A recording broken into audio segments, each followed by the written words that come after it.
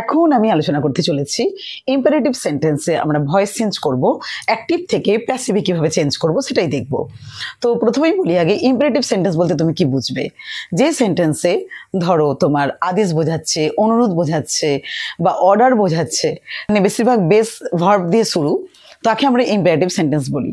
যেমন ধরো open the door, open the door, ঠিক আছে, ক্লোজ দ্য উইন্ডো, তাহলে এগুলো হচ্ছে, বা প্লিজ হেল্প হিম, এগুলো হচ্ছে ইম্পারেটিভ সেন্টেন্স। তো এবারে আমরা অ্যাক্টিভ থেকে প্যাসিভের স্ট্রাকচারটা একটু দেখে নেব। দেখো অ্যাক্টিভের স্ট্রাকচারটা কি থাকবে ইম্পারেটিভ সেন্টেন্সের ক্ষেত্রে। প্রথমে থাকছে বেস ভার্ব অর্থাৎ ওপেন, তারপরে দ্য ডোর, তারপরে অবজেক্ট থাকছে, ঠিক আছে, ওপেন দ্য ডোর। এটা যদি প্যাসিভে চেঞ্জ করি, কিভাবে চেঞ্জ করব? প্রথমে আগে লেট বসাবো, লেট তারপরে অবজেক্ট, লেট দ্য ডোর, তারপরে বি, তারপরে হচ্ছে তোমার কি না let the door be opened, অর্থাৎ ভার্বের বেস যে ভার্বের পাস্ট পার্টিসিপল, ঠিক আছে। তাহলে let the door be opened. যদি ধরো প্লিজ আছে অর্থাৎ প্লিজ হেল্প হিম, বা অর্ডার বা তোমার নির্দেশ, আদেশ কিংবা এমন কিছু বোঝাচ্ছে, তখন আমরা কি করব? Please help him.